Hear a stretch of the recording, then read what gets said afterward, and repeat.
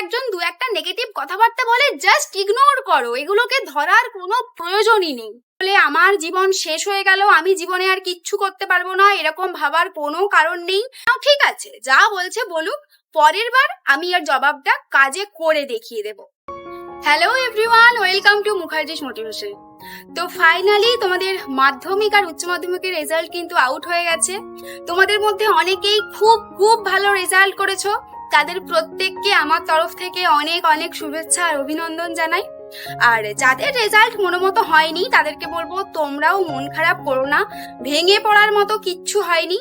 আর result একটু এদিক ওদিক হয়েছে বলে আমার জীবনের সবকিছু শেষ হয়ে গেল, আমার দ্বারা আর কিচ্ছু হবে না, এমনটা ভাবার কিন্তু কোনো কারণ নেই।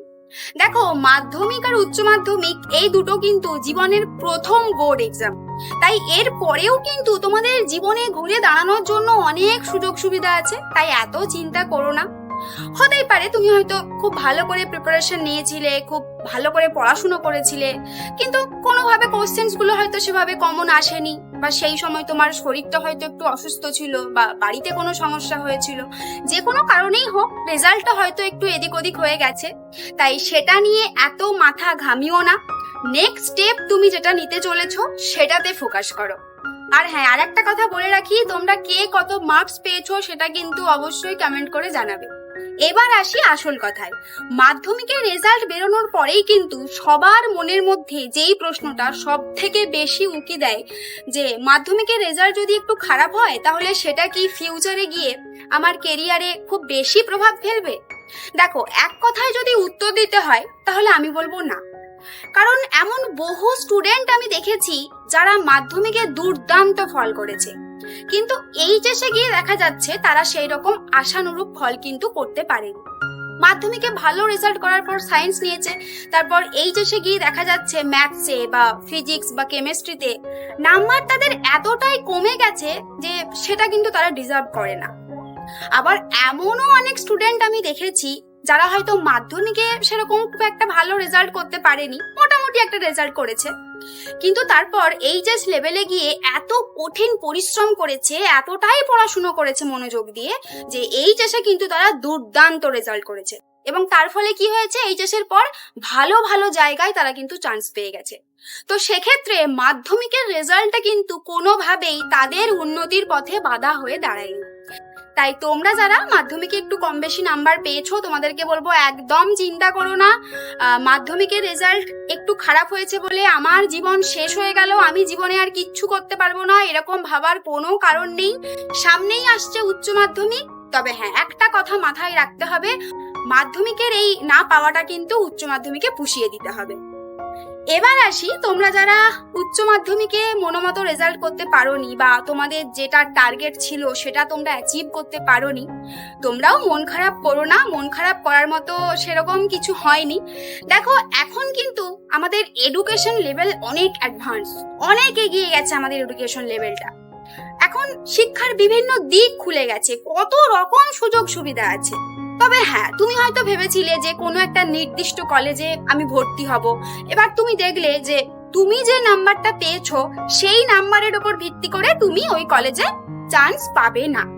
এবার তুমি যদি ওই কথাটাই মনের মধ্যে ধরে নিয়ে বসে থাকো যে আমার সব স্বপ্ন শেষ হয়ে গেল, আমি কি করব, তাহলে কি হবে? তাহলে কিন্তু তুমি সত্যিই জীবনে আর এগিয়ে যেতে পারবে না। দেখো, তোমাকে বাস্তবটা মেনে নিতে হবে। বাস্তব কোনটা? বাস্তব হচ্ছে তুমি যেই নাম্বারটা আজকের দিনে দাঁড়িয়ে পেয়েছো সেটাই বাস্তব। তাই ওই নাম্বারের উপর ভিত্তি করেই তোমার জন্য বেস্ট অপশন যেটা হবে সেটা চুজ করো এবং সেটাতে ফোকাস করো। এত চিন্তা করার কিচ্ছু হয়নি, আগামী দিনে যা হবে সবকিছু ভালোই হবে। আর একটা কথা না বললেই নয়, সেটা আমি স্টুডেন্টদের বাবা মার উদ্দেশ্যে বলতে চাই। আপনার সন্তানের রেজাল্ট যদি একটু খারাপ হয়, মনোমতো না হয়, প্লিজ দয়া করে ওদেরকে বকাবকি করবেন না, ওদেরকে কথা শোনাবেন না, আর মারধর তো একেবারেই করবেন না। কারণ দেখুন, ওর যে রেজাল্ট খারাপ হয়েছে সেটা কিন্তু আপনাদের থেকেও অনেক বেশি রিয়েলাইজ করছে ও নিজে। আপনারা বাবা মা, আপনাদের কষ্ট হবে, সেটা স্বাভাবিক, কিন্তু একবার ভেবে দেখুন ওর মনের অবস্থাটা ঠিক কি, মানে কি অবস্থা যাচ্ছে ওর মনের ওপর দিয়ে এই সময়। আপনাদের থেকেও অনেক বেশি কষ্ট কিন্তু ও পাচ্ছে।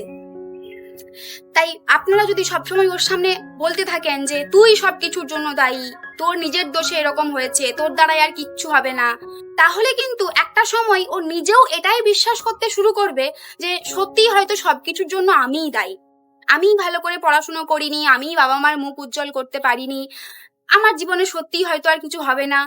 এবং এই রকম পরিস্থিতির কারণেই কিন্তু অনেক সময় অনেক বাচ্চারা ভুলভাল সিদ্ধান্ত নিয়ে নেয়। তাই প্লিজ এই সময়টা ওদের পাশে থাকুন। বিশ্বাস করুন, এই সময়টা না সব থেকে বাবা মার সাপোর্টটাই ওদের বেশি প্রয়োজন। ওদেরকে একবার বলুন যে ঠিক আছে, যা হওয়ার হয়েছে, এরপরে তুমি যেটা করতে চলেছো সেটাতে ফোকাস করো, সেখানে মন দিয়ে পড়াশুনো করো। এটুকু বললেই দেখবেন ওরা অনেকটা মনের বল পাবে, ঘুরে দাঁড়ানোর সাহস পাবে। তাই প্লিজ ওদের পাশে দাঁড়ান, ওদের মনটাকে একটু বোঝার চেষ্টা করুন। আর যেই কথাটা বলে শেষ করব সেটা হচ্ছে, এই সময় সব থেকে বেশি যেই কথাগুলো মনে আসে যে সবাই আমাকে নিয়ে কি ভাবছে, মানে পাড়া প্রতিবেশী আত্মীয় স্বজন সবাই হয়তো ভাবছে আমি পড়াশোনা করিনি তাই বাজে রেজাল্ট হয়েছে, আমি হয়তো বকে গেছি, সবাই হয়তো আড়ালে গিয়ে আমাকে নিয়ে হাসাহাসি করছে। তোমাদেরকে একটা কথা বলি, বিশ্বাস করো এখনকার দিনে না মানুষের হাতে এত সময় নেই যে তোমাকে নিয়ে এত কিছু ভাববে। আর এর পরেও যদি দু একটা নেগেটিভ কথাবার্তা বলে, জাস্ট ইগনোর করো, এগুলোকে ধরার কোনো প্রয়োজনই নেই। কারণ তুমি যদি এই কথাগুলোকে পাত্তা দাও তাহলে তো তুমি পিছিয়ে পড়বে। বরং মনে মনে একটা টার্গেট নাও, ঠিক আছে যা বলছে বলুক, পরের বার আমি এর জবাবটা কাজে করে দেখিয়ে দেব। এটাই কিন্তু হবে তোমার জীবনের সব থেকে বড় সাকসেস। চ্যানেলটা সাবস্ক্রাইব করে পাশে থাকা বেল আইকনটা প্রেস করে দিও। ভিডিওটা ভালো লাগলে লাইক করো। আবার বলছি, কমেন্টে নিজেদের রেজাল্ট কিন্তু অবশ্যই জানিও, বন্ধু বান্ধবদের সাথে শেয়ার করো। সবাই ভালো থেকো। আজকের মতো